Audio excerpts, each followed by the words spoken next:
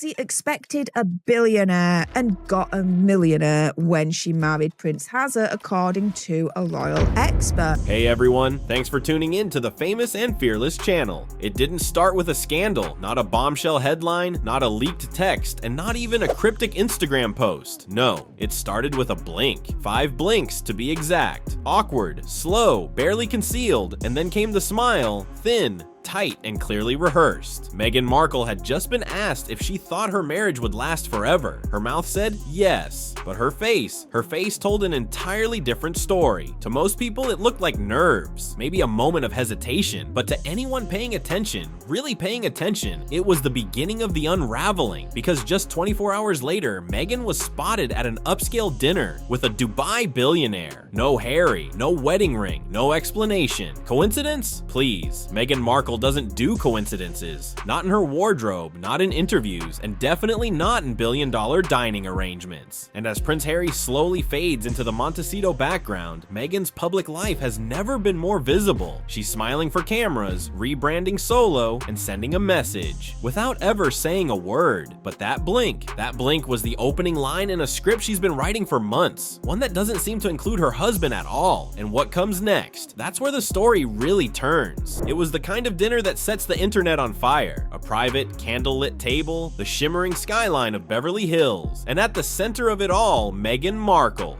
Radiant, composed, and completely alone. Well, not exactly alone. Across from her sat one of Dubai's wealthiest billionaires, a man known more for oil money than red carpets. Cameras caught every angle. Meghan laughing, leaning in, seemingly unbothered. But what made it all explode wasn't who she was with, it was who she wasn't. There was no Harry, no security detail from the palace, not even the faintest trace of the Duke. Just Meghan. And this wasn't some accidental run-in or casual networking dinner. Meghan Markle doesn't leave the house without planning the optics. Her public image is a full-time brand. Curated, calculated, and camera ready. So what was the message? To some, it was a casual dinner. To others, it was a warning shot, a soft launch of life after Sussex. Meghan knows exactly what kind of story this dinner would tell, and she let it tell itself. No comments, no clarifications, no attempts to kill the headlines. And Harry, silent, missing, practically invisible. But this was just the first sign, because when Meghan starts making moves in broad daylight, you can bet there's already a strategy unfolding behind the scenes. And the next move? It's even colder. It was Archie's 6th birthday, a milestone moment for any parent. But while Meghan was seen smiling, promoting her new lifestyle brand, and dining with high society, Harry was nowhere to be found. Not at the party, not in photos, not even in the background. Just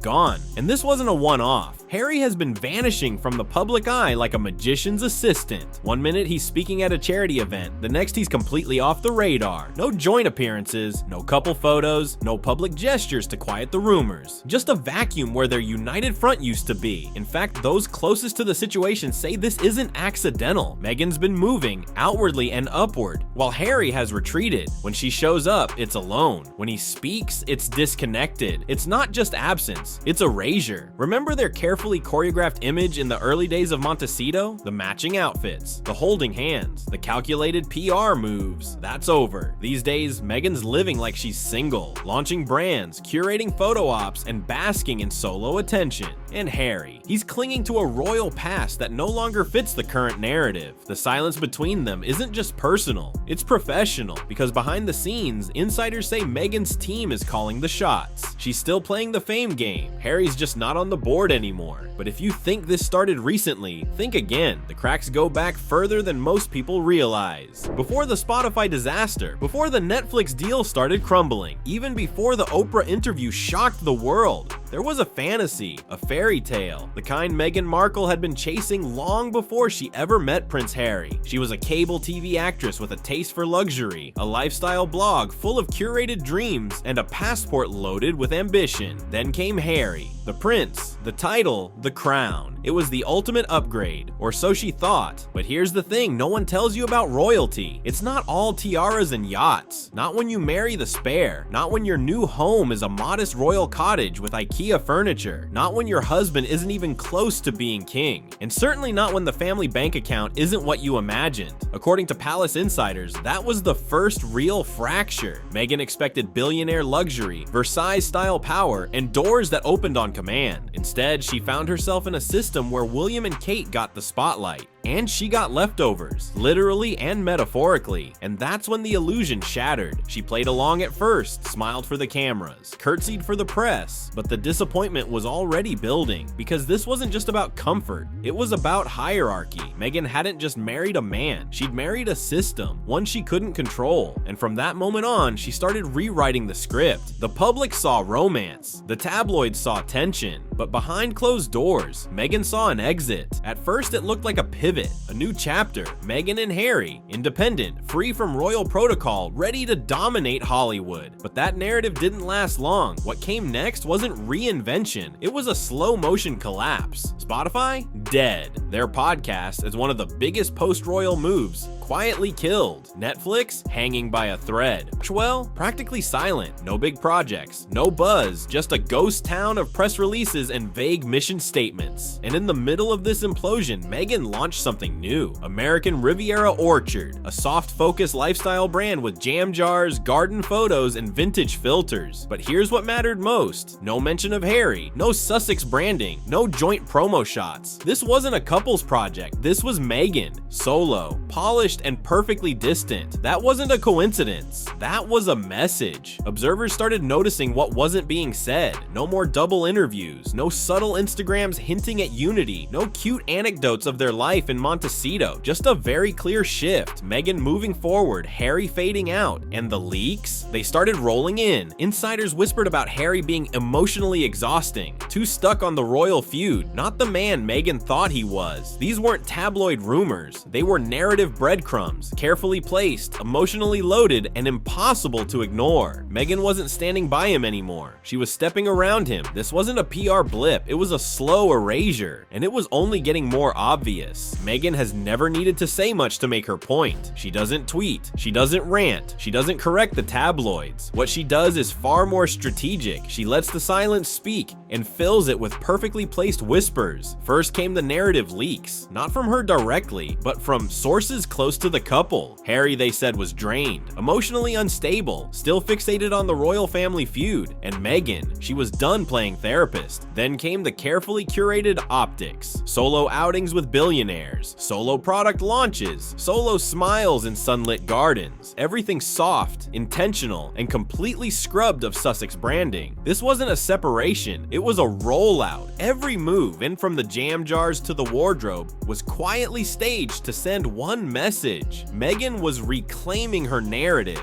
without Harry, without the crown, without apology, and it worked. For a while, the media ate it up. Headlines praised her empowerment and reinvention, but underneath the surface, people started noticing something strange. Meghan's image was changing, not evolving, cracking. She wasn't the relatable Duchess anymore. She was the brand in crisis, the over-polished starlet whose interviews all started to sound the same childhood story, the same Disney voiceover anecdote, the same perfectly packaged feminist moments. Only now the audience wasn't buying it. Even her peers were growing cold. During a panel with Brooke Shields, Meghan tried to tell one of her signature empowerment stories, but Shields shut her down. Cold, not rude, just firm. The message was clear. The Hollywood crowd was no longer clapping on cue, and Meghan, she felt it. The question now wasn't whether she was planting seeds, it was whether they'd grow. Because in an industry that runs on authenticity, the cracks were starting to show. There was a time when Meghan Markle couldn't walk into a room without producers, influencers, and power players lining up to shake her hand. She was the symbol of modern royalty. Glamorous, progressive, a fresh face in a stale institution. But Hollywood doesn't stay enchanted forever. Behind the scenes, the buzz around Meghan has shifted. Whispers at networking events, subtle eye rolls in private meetings, and a growing reluctance to attach big names to her projects. Her star power hasn't just dimmed, it's being quietly unplugged. The same media executives who once praised her courage are now ghosting her emails. Influencers who once posted glowing captions now scroll past her brand drops in silence. And A-listers, they've stopped inviting her to the real power dinners, the ones without cameras. The industry isn't being cruel, it's being calculated, because Meghan's biggest asset, her brand, is now her biggest liability. She's seen not as inspirational, but as strategic, not as relatable, but as rehearsed. Even her attempts to soften her image, the orchard pics, the dog treats, the lemons, are being read as PR theater. Hollywood knows when it's being sold something,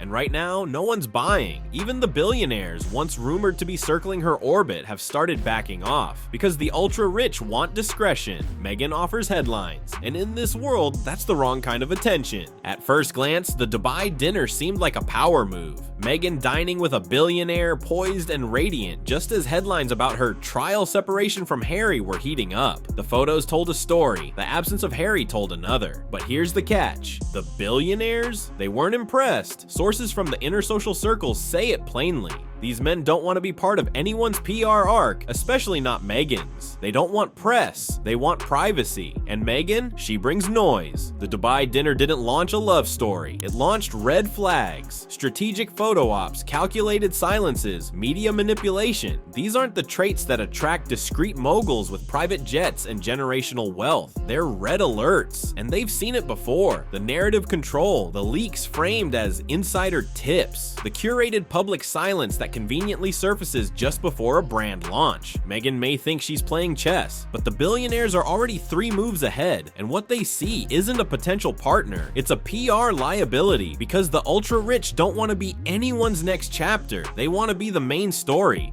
without the spectacle. And for Meghan, that leaves her somewhere between 2 worlds. No longer a duchess, not quite a Hollywood power player, and suddenly, no billionaires calling her back. No official papers, no press release, no dramatic courtroom drama. But if you look closely, everything about Meghan and Harry right now screams separation. Separate lives, separate ventures, separate agendas. Meghan is out there launching solo brands, appearing at high-profile events alone, and dining with power players who clearly aren't named Harry. Meanwhile, Harry is clinging to the only identity he seems to have left, the Invictus Games, his last visible project, a shadow of the global brand they once promised to build together. And yet, the media still dances around the word divorce. Why? Because neither of them is saying it out loud. Not yet, but they don't have to. The evidence is everywhere. Gone are the coordinated couple appearances. Gone are the joint statements, the cute behind-the-scenes moments, the cheesy interviews about life in California. These two aren't a power couple anymore. They're awkward ex-business partners still pretending to be aligned, just until the PR contracts run out. And behind the scenes, Meghan's team is doing what they do best, shaping the narrative. Leaks about emotional burnout, hints at being let down, carefully worded praise for her own resilience, always framed without actually pointing fingers, but still cutting deep. Meanwhile, Harry seems lost. The man who once gave up the crown for love now looks like he's been written out of the script. His posture's changed. The smiles don't reach his eyes. And when he does speak, it's about the past, never the future. Because the future, Meghan's already building it, and Harry's not part of the plan. One blink, 5 awkward blinks to be precise, a forced smile, a question about love, and Meghan's face, unable to hide the truth her brand tried so hard to conceal. That moment caught on camera and now viral around the world wasn't just an uncomfortable reaction, it was a slip, the kind that only happens when the script no longer fits. Her mouth said forever, but her eyes said until further notice. And that blink, it hit the internet the exact same week as her billionaire dinner. Coincidence? Meghan doesn't do coincidence. She does strategy. This wasn't a nervous twitch. It was a signal, a soft launch of separation, a trial run for solo stardom, just without the royal baggage. The Sussex brand, once sold as a love story for the ages, has become something else entirely, a slow, silent unraveling. Harry, the prince who once defied a monarchy for her, is now being cropped out of his own narrative. And Meghan, she's not looking back. She's busy building something else, something quieter, something that doesn't include red hair, royal titles, or joint Netflix deals. Hollywood's no longer clapping, billionaires are no longer circling, and Harry, he's not even in the background shots anymore. This was never just about love. It was about leverage, about image, about the fairy tale. And what happens when one character stops believing in it? Meghan may never say the words "I'm done," but she doesn't need to. She's already whispered them through the blink, the silence, the branding, the distance, through every solo photo and every unanswered question. The prince didn't walk away from the crown for nothing. He walked into a story that now sees him as a footnote. And Meghan, she's already turning the page.